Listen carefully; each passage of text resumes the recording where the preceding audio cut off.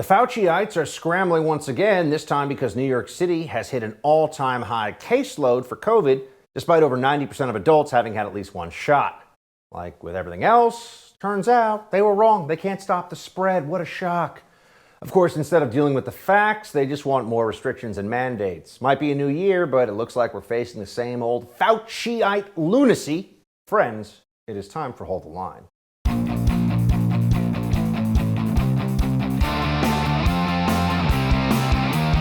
Welcome to Hold the Line. I'm Buck Sexton. It is as predictable as anything else we've seen. Cases skyrocketing, despite all the promises and the assurances from the apparatus, from the Fauci'ites that, don't worry, we've got this under control. We know what to do, they say. We know how to stop the spread. Really? Not only does New York City have an all-time high caseload right now, the highest of any place in the entire country, the nation, the United States, writ large, more cases of COVID right now than at any point during the pandemic. So they clearly could not stop the spread, not even close. They couldn't even make the spread less this time of year than last year at this time.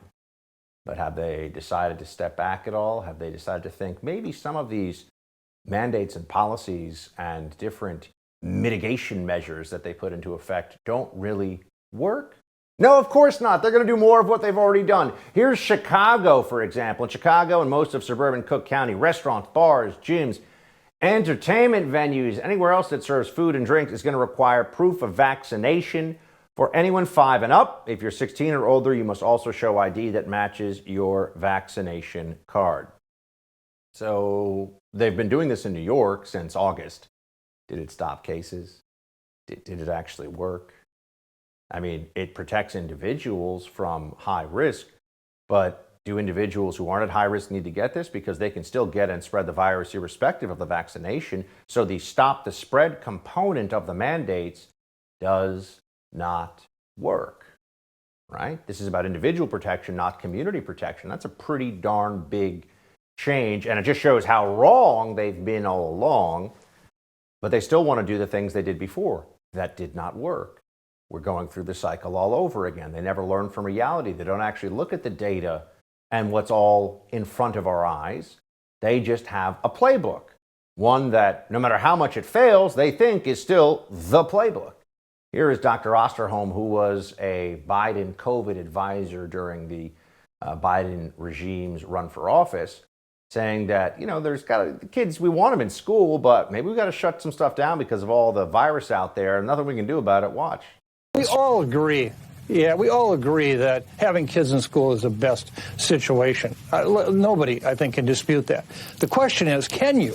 And what I mean by that, right now we're seeing school districts all across the United States that are seeing hundreds and hundreds of teachers out sick, bus drivers, support staff. How can you have a school run when you have this viral blizzard shutting down many of those in your educational system?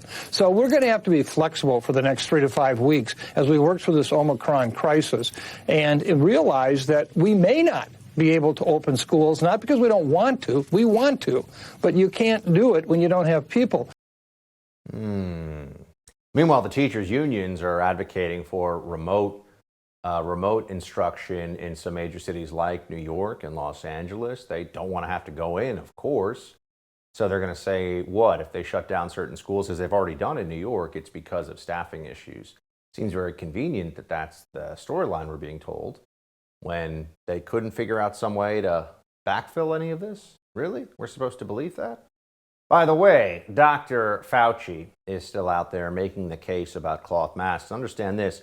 In recent weeks, you've had Dr. Scott Gottlieb, formerly FDA chairman, saying that cloth masks don't work.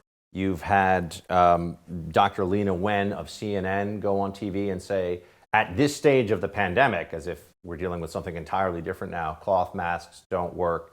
But Fauci understands this is the basis of the Fauci'ite religion. I mean, this is the fundamental, foundational sacrament of Fauciism, is to wear a useless, stupid piece of cloth across your face to show everybody how you take the science seriously.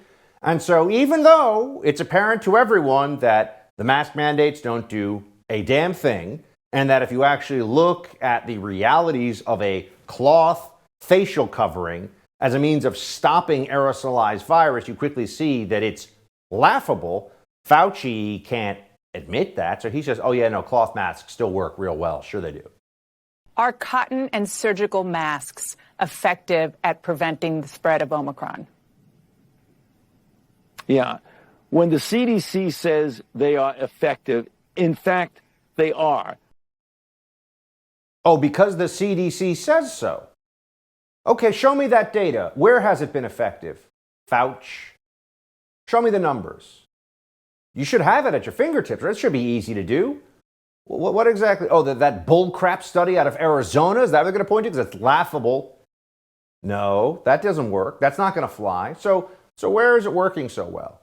Explain that. And why is Dr. Scott Gottlieb and Dr. Lena Wenner finally saying, look, cloth masks don't do anything? What do they not know that you do, Fauci?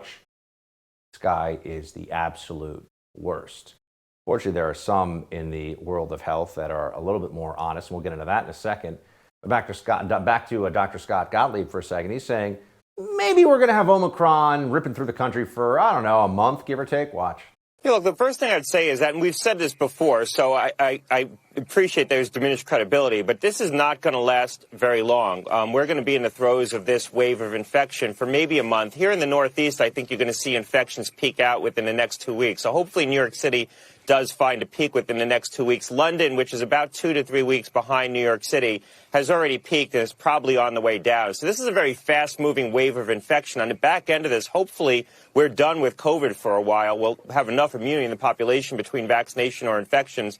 So we really need to get through this month. Oh, you mean that he's making a prediction here about how we could be in the worst month of it? Kind of like, when was the worst? Oh, January last year. Almost like all the stuff we do and this vaccination to stop the spread and all this is not actually stopping the spread. We are going through the same thing in terms of cases we did last year. In fact, it's worse right now, but fortunately with a less lethal variant of the virus with Omicron, which would be a good thing, right? This is a good thing that we have a less lethal virus. My friends, we either push back against this now or we continue to suffer through the madness. What they've told us to do does not work in the way that they have promised it will. Florida Surgeon General Joseph Ladapo is trying to also unwind the testing psychology that's taken root all over the place, where the federal government's prioritizing just getting the test, as if that's going to stop a wave. Watch. We're going to be working to unwind the sort of testing psychology that our federal leadership has managed to, unfortunately, get most of the country in over the last 2 years. We need to unwind this testing sort of planning and living one's life around testing. Without it, we're going to be sort of stuck in the same cycle. So, it's really time for people to be living, to make the decisions they want regarding vaccination, to enjoy the fact that many people have natural immunity. All right, we'll have more on the latest COVID wave and the political fallout with American Conservative Union Chairman Matt Schlapp when we return. First, I want to talk to you about your digital privacy. Digital companies out there guarantee your privacy, but we know it's just not true. So I want to introduce you to a new privacy and cybersecurity application called Secure. It's spelled S-C-K-U-R. Secure uses proprietary encryption and is offering absolutely private instant messaging and email. All communication is based on servers and data centers hosted in Switzerland without using any of the big tech platforms. Privacy is a big issue now. We know that people, if they want, can read your email or messages or even bank information when you do bank transfers.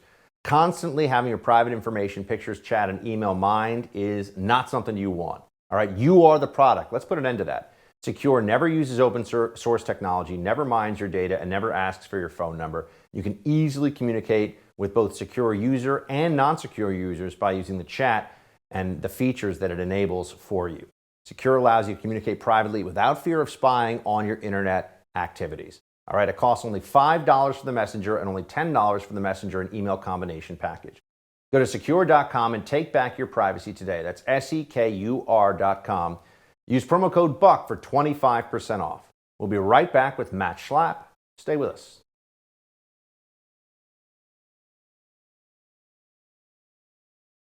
President Biden's mishandling of the COVID-19 pandemic, among other things, has caused his approval rating among the American people to plummet through 2021. The president enters the new year at a major deficit in a hypothetical 2024 matchup with former President Donald Trump. According to the Real Clear Politics polling average, Biden trails the former president by nearly 5 points. Yikes. Well, actually, great thing for America, of course. Joining me now is the chairman of the American Conservative Union, Mr. Matt Schlapp. Matt, Happy New Year, my man. Same to you, Buck. So the longer this thing drags out, meaning the Biden presidency, the worse it seems to get for President Biden. I'm sensing that they don't have any big plan here to turn things around other than to scream about the insurrection. Yeah, you know what's crazy is that the Democratic Party has only succeeded nationwide in modern times when they could really appeal to the middle. They would talk about how the meanness or extremism of the Republican Party wasn't a good fit for America, and they were there to kind of help the little guy. But now that the Democratic Party under Joe Biden has embraced this kind of totalitarianism of, we will tell you when you will get a vaccine, we will tell you how you can travel and what you have to wear on your face, we will tell you when your kids will go to school and when they will. It is not safe to go to school. We will arbitrarily decide how many days of quarantining you must have, and we will have local government officials and state government officials follow up with you. It's a Democratic Party that we've never seen before, and it's just simply not going to work in America, thank God.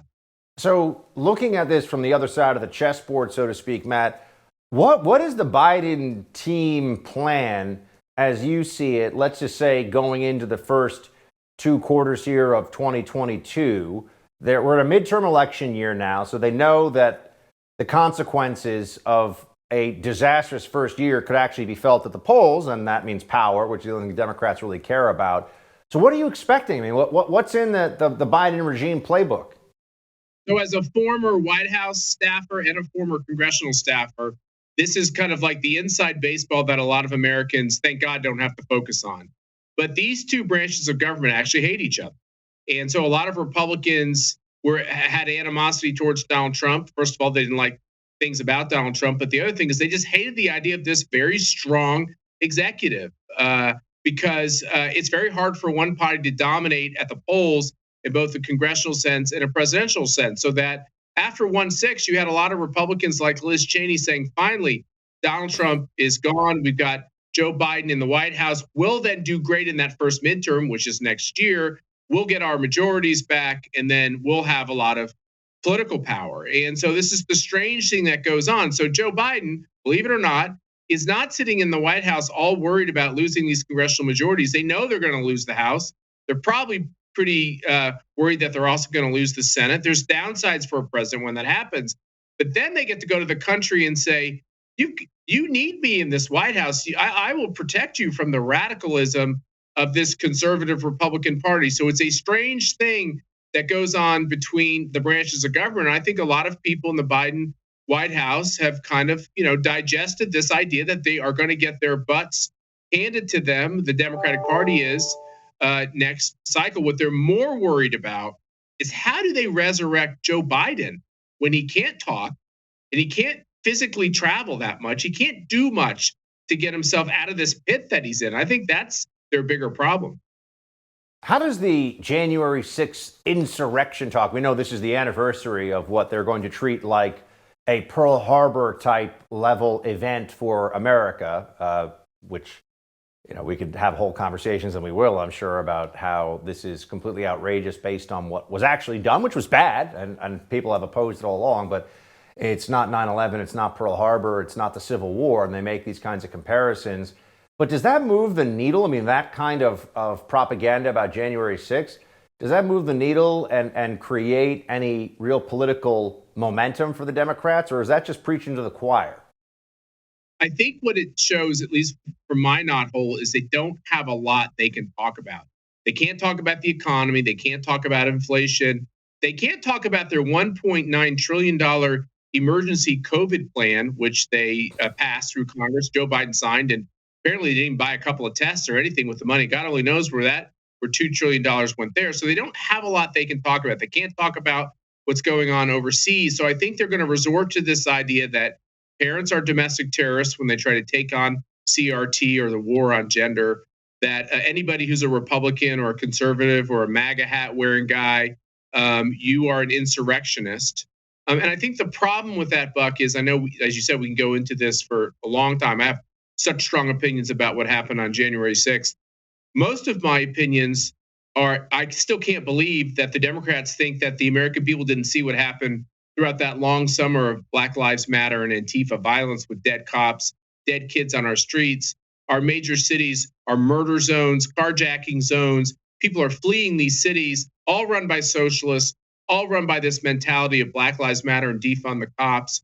It looks like New York City at least has elected a mayor that has a little more common sense. Thank God for that, and I hope that happens. But you know, how do you square with what they did to this country with all the death, all the murders, all the breakdown in these big cities? Yet they want to talk about 1/6, and to me that is just astonishing, especially in light of the fact that it's now almost $500 million of money that was put through nonprofits in a way to try to have a lot of illegal voting in this country. And I think like everything, these are things you're not supposed to talk about in polite company. And I think for more than half this country, which is why Trump is doing so well in these polls, they're on to them. Matt, the Washington Post is reporting that Speaker of the House Nancy Pelosi is expected to step down after the 2022 midterm elections.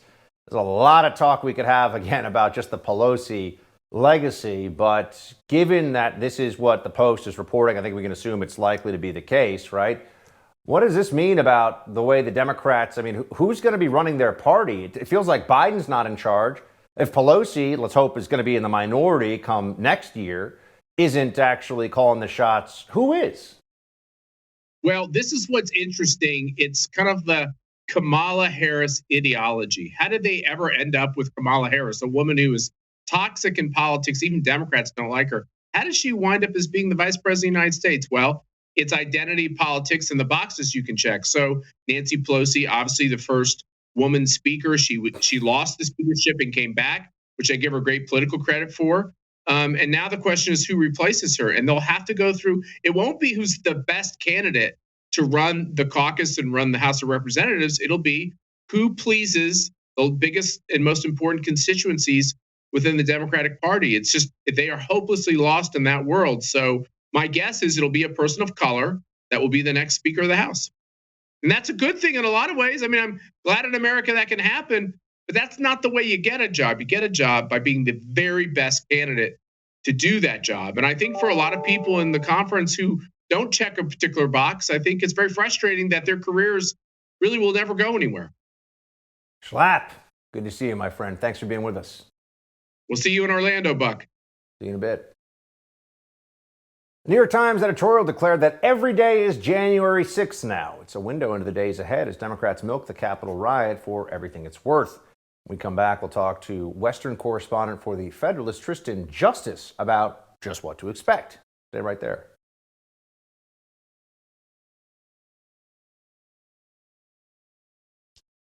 Democrats are preparing to squeeze every bit of political juice they can out of the anniversary of the January 6th riot. The White House has announced that President Biden and Vice President Kamala Harris will deliver remarks this Thursday to mark the anniversary, while other Democratic lawmakers prepare a series of events to reflect on the day. Thought it was just Democrats think again this weekend. Fake Republican Congresswoman Liz Cheney, I mean, she's technically a Republican, but come on, joined George Stephanopoulos praising the January 6th committee as, believe it or not, nonpartisan. Watch this. I think that the way that the Select Committee is working is nonpartisan. It is very much one that brings together a group of us who have very different policy views, but who come together when the issues have to do with the defense of the Constitution. But as Republicans, we have a particular duty to reject insurrection, to reject what happened on January 6th, and to make sure that Donald Trump is not our nominee and that he's never anywhere close to the reins of power ever again. A lot of wildlife in Wyoming. Apparently, you can add rhinos to the list. Joining me now is Tristan Justice, a correspondent with the Federalist. Tristan, thanks for being here. Oh, thank you for having me.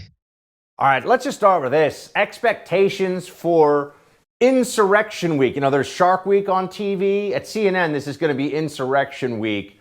What should folks, not that they should be watching CNN, but be prepared for CNN to be saying, at least as part of the Democrat narrative? Well, it's become like a new national holiday for national Democrats. I mean, look, for one thing, it's hard to call the January 6th panel a nonpartisan panel when every person on the panel was appointed by House Speaker Nancy Pelosi, who herself kicked off actual Republican appointees. No, I mean, look, nothing has exposed how performative the outrage for January 6th has been, like the committee set up by Speaker Pelosi. I mean, we saw none of the same people who are so outraged by January 6th that they're trying to put it up on the same pedestal as 9/11. We saw none of those same people similarly outraged by the months-long insurrection launched by left-wing anarchists in the Capitol and in cities across the country, where dozens died, thousands of livelihoods were destroyed, federal buildings were attacked, and senators were attacked, and yet we didn't have cry sessions in the House floor. We didn't have multiple hearings or a special commission to probe the violence by the same people who are now vilifying January 6th as some type of worst attack on American democracy. So there are already lawmakers who are telling, Democrats, of course, although Republicans, some of them, as we've seen, are pretty awful on this too, who are saying that really the problem is they worry that January 6th could happen anytime. Here's Benny Thompson saying just that. Our committee toured the Capitol. We saw all those points and some others that's not in that video that really causes us significant concern that unless we get it right, given the attitude of what's occurring in this country now, it could happen again. When I see people legitimizing, storming the Capitol and the activities around it, I'm very concerned. I'm concerned to the point that sometimes people feel they can break the law if they are dissatisfied. Oh, some people think they can break the law if they're dissatisfied. Fascinating for a Democrat to say that, considering that the year 2020 was marked with dozens, if not hundreds of riots, billions of dollars of damage, dozens of deaths from Biden voters who were upset about things. You're absolutely right. And the January 6th panel is just a desperate attempt for Democrats in a hostile election year to try to vilify Republicans as their political enemies of the state who are complicit in political violence. And the irony here is it comes, like you said, after we had months-long sustained insurrection on cities across the country that resulted in some of the worst damage from political violence in U.S. history. And yet Democrats are claiming January 6th was the worst day in American democracy. No, I mean, it's a desperate effort for Democrats to cling to. It's a desperate narrative they're clinging to this year. And it's no coincidence that it's happening during an election year that they're favored to lose narrow thin majorities in the House and Senate.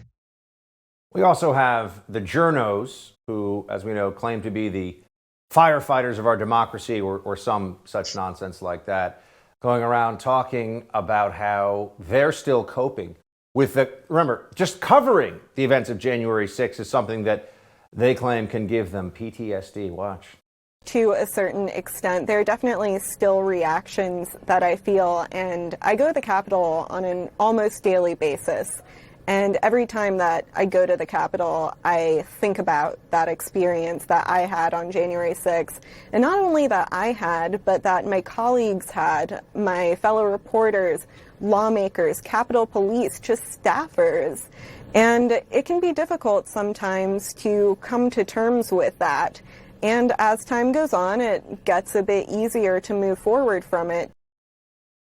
I mean, journalists weren't attacked that day. It's pretty remarkable the amount of, oh my gosh, watch me weep over this, we're getting from people that supposedly cover wars and go all over the world trying to bring the truth to the American people. And here they are saying, oh, but January 6th is something we still have to struggle to get beyond emotionally, psychologically. Yeah, I mean, I would like to know how many journalists that CNN had on who were covering the riots in Minneapolis and the riots in D.C. and the riots in Portland all through 2020. I can't speak to the personal experiences that she had on that day. Maybe she was in a really uncomfortable situation, and it's something. I mean, I have not seen that interview, but I think it just goes to show the double standards of what the media tends to highlight and what they don't highlight. And so, again, I would like to know how many journalists. Journalists oftentimes times can't necessarily reveal their identities when they're a crowd of hostile rioters, or they will be attacked. I've covered riots here in Denver. I did not feel safe telling some people who I worked for. I was just there as an observer and then wrote about it after. But I mean, there are very dangerous situations in these episodes of explosive political turmoil across the country, and the media's silence on that has absolutely been deafening. A big point of all this, of course, is supposed to be the putting of blame for the riot on Donald Trump's shoulders from when he was president, at least in some level and in some ways, to prevent him from running for president again or to stop him from winning should he run. Here's Representative Jennings saying Trump didn't act fast enough. I think the reckoning on this will come in 2024 if he seeks the nomination for the presidency again. I mean, Look, I voted for him twice. I'm quite pleased with most of the policy outcomes of the Trump administration. But what's become clear is that he violated his oath of office. And I think we already knew a lot of this. He did not act on that day to preserve, protect, and defend the Constitution. It is in his oath of office. And so as a party, Jim, what we're going to end up having to reckon with here is, can you return someone to the White House? Will you support someone going back to the White House who, in a moment of crisis, chose to violate their oath of office? He's actually not a member of Congress. He's just a CNN contributor now. But, yeah, it's all about getting Trump, isn't it? I felt like I was listening to Liz Cheney for a moment. I mean, I don't know what people are talking about when they say Donald Trump didn't act at all on January 6th. He acted the same day. Liz Cheney made up a timeline in a House hearing last month saying Donald Trump waited 187 minutes to say anything. Donald Trump put out a tweet within 25 minutes of the first Capitol building breached, demanding protesters remain peaceful and calm.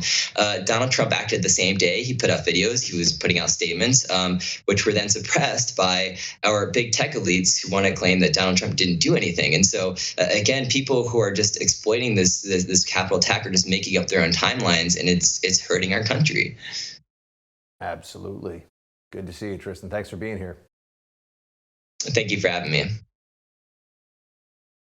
New York City brought in the new year with the swearing in of a new mayor. So will Eric Adams represent a much-needed course correction for the Big Apple? New York City Council member Joe Borelli of Staten Island stops by next to give his thoughts. Stick around.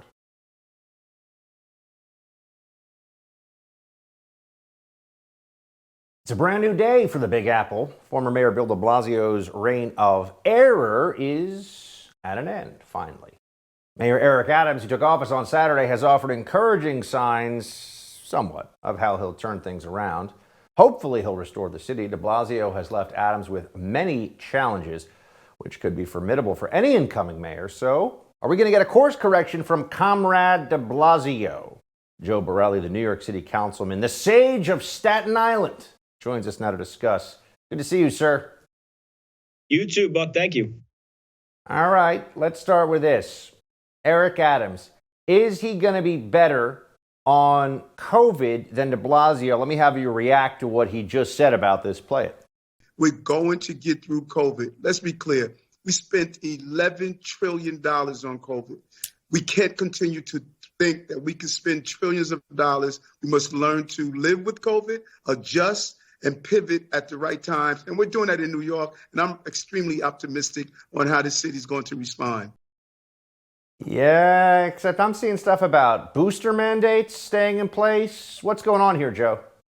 Right. The rhetoric in that clip is 100% right. And if that guy becomes the guy who governs New York City, then yeah, we're in a great shape.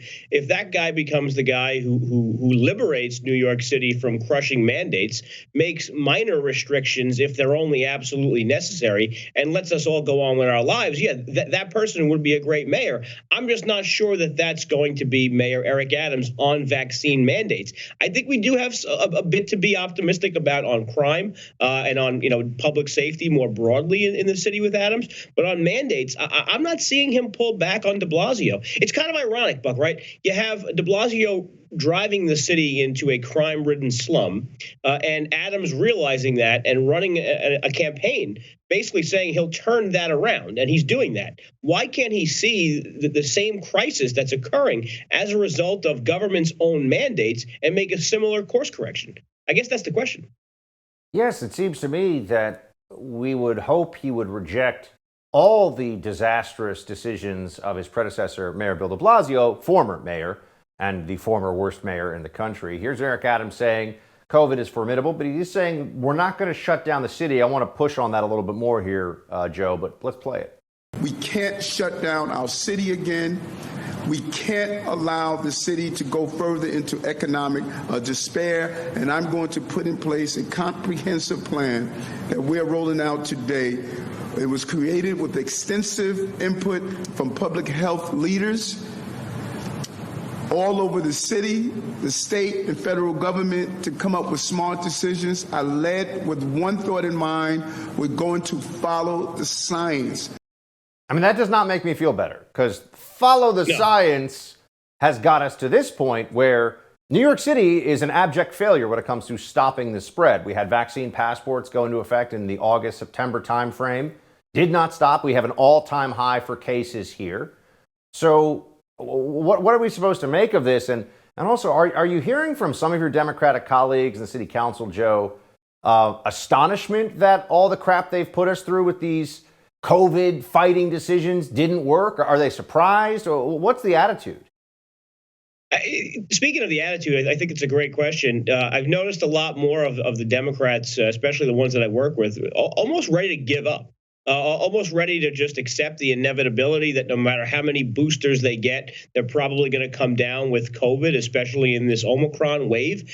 And I think a lot of the ideas are moving past solely looking at mandates going forward. Again, Eric Adams, you heard in these clips, is saying the right things. We want New York to be reopened, but I'll give you a great example. The European Union, which accounts for a large chunk of our tourists in New York City and a large chunk of our tourist dollars, it's wealthy people coming from France and Germany to spend a week in New York. It's not people who don't have money. So a big chunk of this money is being prevented now because the EU doesn't allow people under the age of 12 to be vaccinated. Now those kids can't come to New York because they can't go to a Broadway show. They can't even go to a restaurant in New York City. So this is an example. You can't say we want to reopen New York and keep mandates like this. Same thing with the private sector employer mandates. You have people that work in insurance companies or on Wall Street. If someone is working at Goldman Sachs and they're an earner, they're not getting fired from Goldman Sachs. They're just being told to work from home in their large house in Connecticut. And again, those are people who just aren't populating the office buildings in Midtown. And those are people not buying $20 salads from the first floor of the building. Those are people not going out to lunch. They're not going to newsstands. They're not going to coffee shops. They're not getting their shoes shined. So it really is a trickle down problem coming from the mandates at the top and ending up with the guy who can't even find enough people to shine shoes. Joe, the crime situation in New York, not only has it gotten a lot worse, homicides up considerably, but a lot of people look at New York City as an indicator for the rest of the country, right? Because it's the biggest city, you've got the largest data set to work with. And so as goes New York, a lot of people figure that's what's going to happen elsewhere as Democrats either wake up or don't to the realities of the defund the police madness. What have we really seen so far? I know we're days into this, literally a couple of days into Eric Adams' term. But what do you expect him to do that'll actually make a meaningful difference on crime? Well, for the first part, he is restarting our anti-crime plainclothes police units. I mean, this is something that's mission critical. These are tough cops, men and women who go after bad people and rip guns out of their waistbands or their hands. These are the toughest cops we have in the NYPD to some degree. And in another world, we would have been buying them beers when they go and wrestle firearms out of people who would use it to kill others. Under Bill de Blasio, we actually villainized them. So he's pushing back on that. He's also pushing back on Rikers Island. Rikers Island is actually one of the most dangerous places in New York City, unsurprisingly. But the stabbings and slashings that are happening on inmates and correction officers alike are the result of the de Blasio administration's policy of not having solitary confinement, or punitive segregation, as they call it. Adams said on day one he's reinstituting that. And this is a really good development if you want to curb those two things in our jails. And he got a lot of flack from the far left in New York City. And by far left, I mean about 35 out of 51 council members who wrote a very chastising letter saying that he wasn't woke enough or something because he doesn't want inmates and guards to get slashed. Eric Adams is also saying he's going to review in the city legislature the non-citizens voting bill for city office. This is what he said. We're going to look at the bill. I think it's the one part of the bill I'm concerned about, the 30-day part. If someone is in the city for 30 days, they have the right to vote. That's problematic for me. Okay, so is it just the 30 days? Is it the whole bill? Is it going to stand? What's going on here, Joe? Well, the bill is 100% illegal.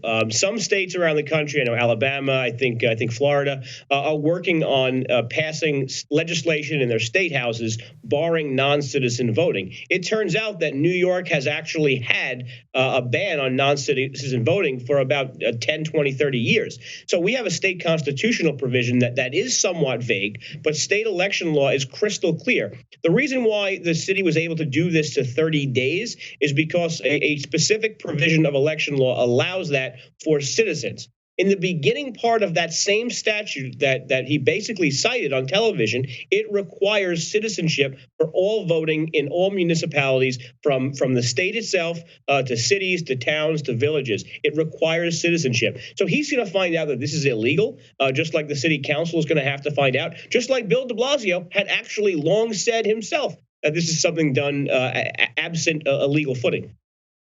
Joe, Happy New Year. Good to see you. You too. Happy New Year.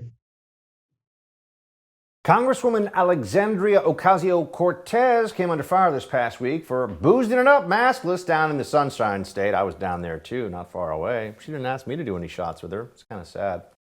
The only thing more interesting than her blatant hypocrisy is her weird response to criticism about this. We'll have that story and more coming up in Quick Hits.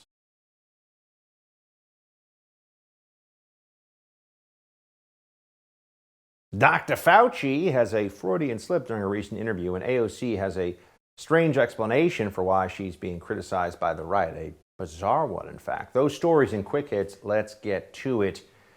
Fauci is the worst. I know I say that a lot, but I'd like to remind you of it. He's the absolute worst, and he should have been fired a long time ago. He's been a disaster for this country. He's wrong all the time. He's a political hack. He's a lib. He's a Democrat. He doesn't care about the fact that he's ruining lives with his pointless edicts. This is who he is. He's the worst. So at some level, you might think maybe this guy admires the Chinese Communist Party, where they have people like Fauci in all aspects of life who just tell you what to do, ruin your life, give you bad advice, give you bad mandates, whatever it may be, and there's no consequences for it. Fauci probably admires those aspects of the Chinese Communist Party. And he also, well, almost said a little too much, it seems, when he was talking about the collaboration between U.S. scientists and the Chinese. And when he was defending the NIH when he did this, watch. SARS-CoV-1 clearly originated in China, and we were fortunate to escape a major pandemic. So we really had to learn a lot more about the viruses that were there, about whether or not people were getting infected with bad viruses. So in a very minor collaboration, as part of a subcontract of a grant, we had a collaboration with some Chinese scientists. And what he conflated that is that therefore we were involved in creating the virus, which is the most ridiculous, majestic leap I've ever heard of. Some Chinese scientists, right. Communists, Chinese Communist Party. AOC was down in Miami. I was down in Miami. Maybe she wanted to hang out with the Buckster. Maybe she wanted a little bit of buck time. You know, you never know. You know, a little cross party aisle stuff. Drink some shots, tequila together, hang out a little bit. You know, as one does. But she got criticized because here she is fleeing New York, where she wants 2-year-olds masked and everyone to get shots and all the mandate stuff. But then she goes down to Florida, where they have none of that. I thought it's too scary for the libs to go to Florida. Apparently not. Here she was tweeting on December 31st in response to some of that criticism of her hypocrisy. It's starting to get old ignoring the very obvious, strange, and deranged sexual frustrations that underpin the Republican fixation on me, women, and LGBTQ plus people in general. These people clearly need therapy, won't do it, and use politics as their outlet instead. It's really weird. I mean, what's really weird is her thinking that there's a sexual frustration fixation on her that leads to people to criticize hypocrisy when it comes to COVID and travel. I mean, is the new standard? You just be like, oh, you disagree with me? You must be sexually frustrated by me. That's quite a move to pull. quite a belief to have, but it seems she does. Meanwhile, on the other side of things, you got Ron DeSantis, who continues to be attacked by the left all the time for creating a fortress of sanity in the state of Florida. He got criticized for being on vacation recently. He wasn't really on vacation. We'll get to that in a moment. But first, on AOC vacationing in Florida, he's like, look, this is what the libs do. They escape lockdowns here, and they complain about Florida not being locked down. Watch. Well, I mean, look, I think if I had $1 for every lockdown politician who decided to escape to Florida over the last 2 years, I'd be a pretty doggone wealthy man, let me tell you. I mean, Congress people, mayors, governors. Yep. Like Governor DeSantis also came under criticism from some in the media for being MIA, AOC among them. AOC is a member of Congress, of course, tweeting out he's, gone. Where is he? COVID's rising in Florida. Well, he was actually tending to his wife, who has cancer and is being treated for breast cancer. We think that that's a really important thing, so maybe they should get their facts straight before attacking him. But there's always a double standard, and DeSantis knows. Like, what about Biden? Where was he when the surge was happening? He was on vacation. Watch. The hysteria regarding your so-called vacation this past week with your MIA. Can you speak to that? Yeah, I mean, I guess I should have been at the beach in Delaware, right? And then they would have been really happy with that. It was, you look, we actually put out the schedule, and I think these people didn't know that. They think because you're not doing a big press conference, you're not doing. So, Friday we were, Kevin, Joe, and I all had discussions about, doing what we're doing. Of course, I was at the, down in Miami later, Thursday in the office working on this and some other stuff. Mm-hmm. That's it for tonight's Hold the Line. The No Spin News with Bill O'Reilly is up next. Shields high.